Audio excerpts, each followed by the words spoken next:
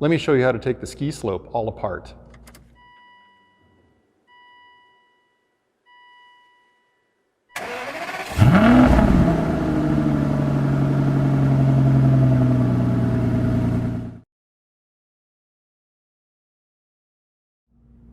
In this episode of Aston1936.com, I'm going to show you how to disassemble all the component pieces of the ski slope.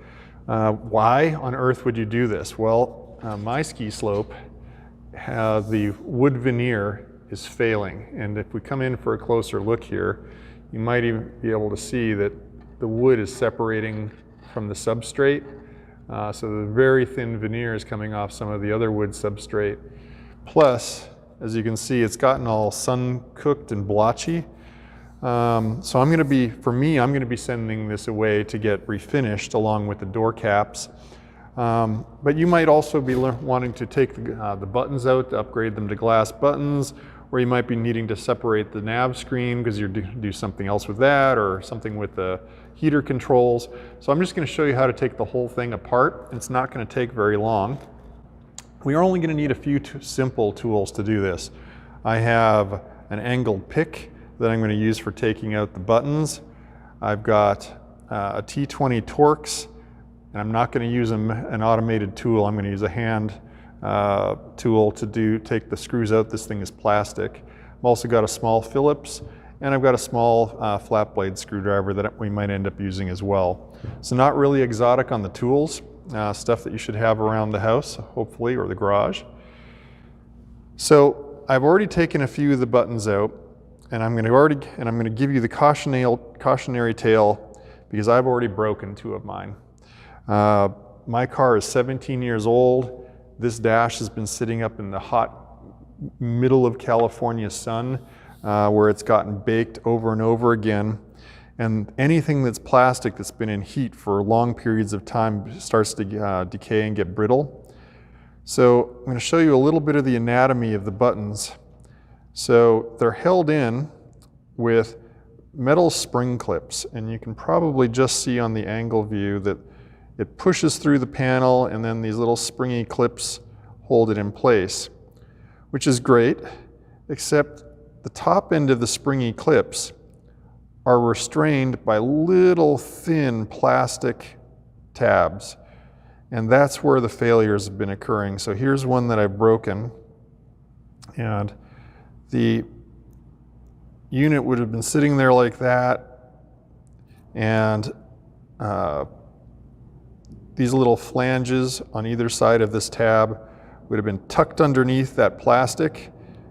And you can see on the opposite side, the plastic is broken away. So, you know, one side was basically one broke off on this button. Same thing, exact same thing happened on this other button. And these buttons aren't free. I'm not exactly sure how much they are. I'll probably put a link to them down in the comment section below. But fortunately, one of the followers on YouTube has sent me a complete set of their buttons when they put in glass buttons. So I had spares. So I'm not freaking out like you would. So I'm going to use that as positive karma. And so I think it was Justin Padello. I'm sorry, Justin, if I'm butchering your name. But he sent me his buttons, so I'll be able to use his too for the ones I've broken. And I have a tip for how you will not break your buttons when you're taking them out. So I have one button left to remove. And so let's flip the unit over. And the way it works is that those tabs are down in a socket. There's a little slot that they're sitting in. So what we really need to do is press them in and then push the button out the bottom. Well, I don't want to break off the top. So what I'm going to be doing is using my fingers to pinch in at the top and kind of brace those buttons, brace those top pieces of plastic. And then I'm going to take the pick and slip it down the side while I'm pushing down a little bit with my hand.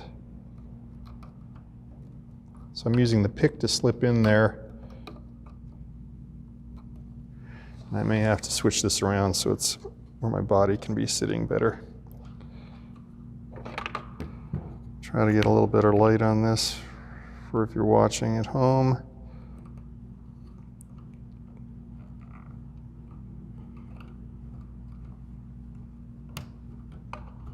There we go. So still have the tabs intact because again I was squeezing at the top trying to resist the motion because of when I was squashing those flanges in, which makes them want to pop out at the top. So button removed. That's the Sat Nav. So you might be thinking, well, while you've got your wood shipped away, are you going to not be able to drive your car? And you can see over here, you got a big old gaping hole in the dash, of course, but you can just reattach the buttons you removed if you did the disassembly process that I showed you, and all the buttons can just sit there while you're driving. And just to show you that it does work, you know, you just hold the button in your finger.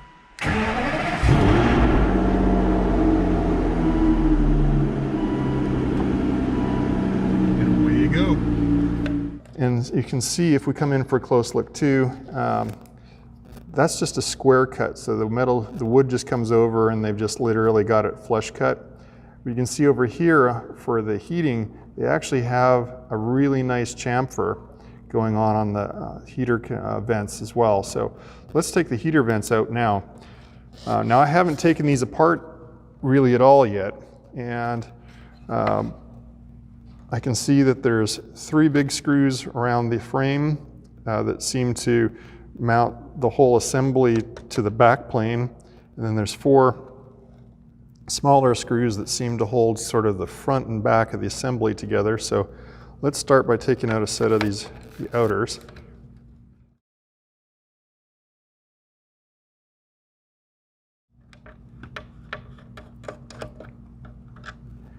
Okay, so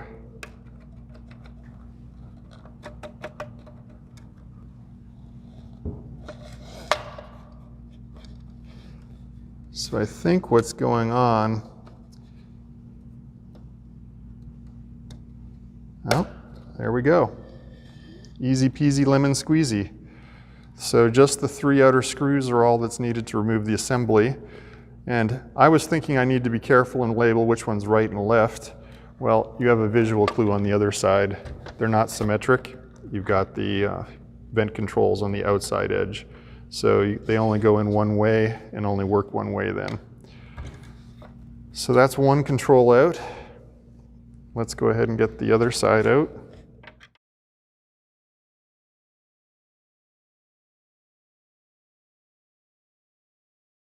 All right, and it seemed to be, I just had to carefully press the corners through, and out it comes.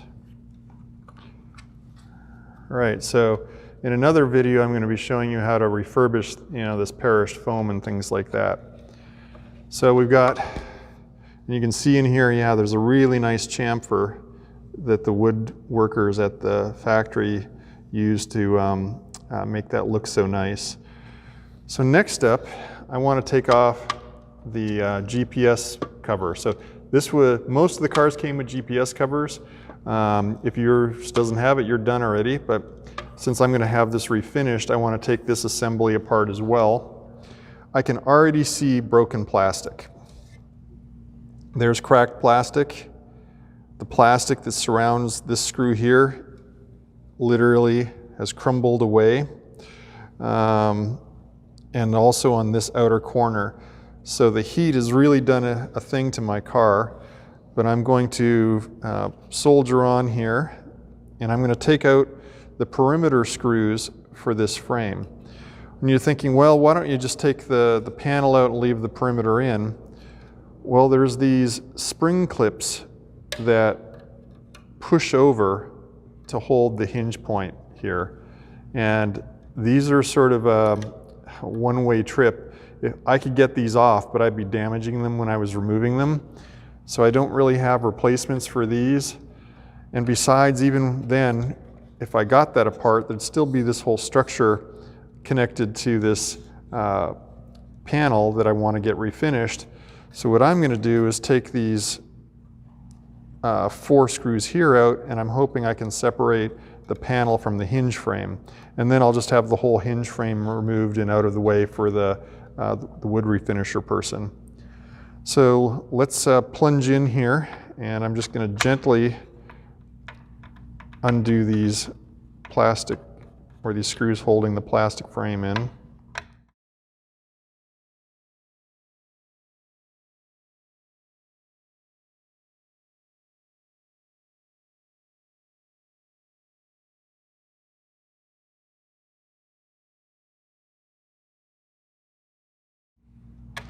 And the last one here.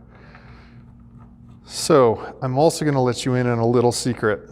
So this is the top again, so I'm sitting here. What I found when I separated this was that there were spacers that fell out from underneath the plastic here. So there were these little plastic spacers that sat up underneath in here between the surface of this and the surface below. And I've figured out why. I also want to tell you the thickness of them now, because they're actually a shim. In case you need them or lost them, these are about 81 thousandths of an inch thick. And they're just a simple, they look like a piece of, plastic tubing that's been cut off. And I found 3 of them, but again, maybe I've lost one. And I was trying to figure out why they were there. If I screwed this down, why would they need to put a shim in there? Well, what I found, if I didn't have the shim in there, the GPS cover would rub against the frame as it opened. So what they've done is they've sort of shimmed it back a little tiny bit so that it has more clearance as it opens and it doesn't hit, edge to edge on that system. So we can just lift this out now, and now we have a completely separate front piece, which is terrific. So that's exactly what I'll be wanting to send to the refinisher. But now here's this frame stuck around this panel, and I want to get this panel separated as well. So let's see what we can do here, removing these screws. And note that, okay, this is the top. For mine, for some reason, there are no screws in the bottom. There's 6 holes, but there's no screws in the lower 2, so that might matter. Could just be that they were short on screws at the factory that day. So that's a machine screw rather than a plastic threaded screw.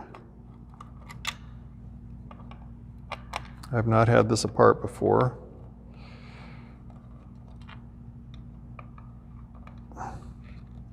Oh, this one's stiff.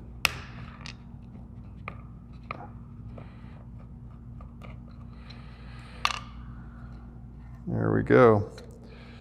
So this is the part I don't need to send to my wood refinisher guy, because that's the brittle piece of plastic with the broken off tops to it.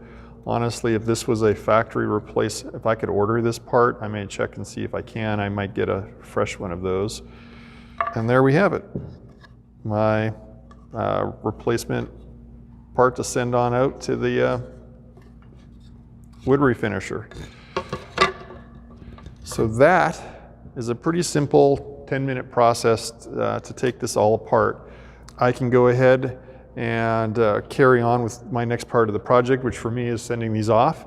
But maybe you're doing something like fixing the foam or replacing your glass buttons or fixing the GPS hinge. Who knows why you needed to take this apart, but now at least you know how.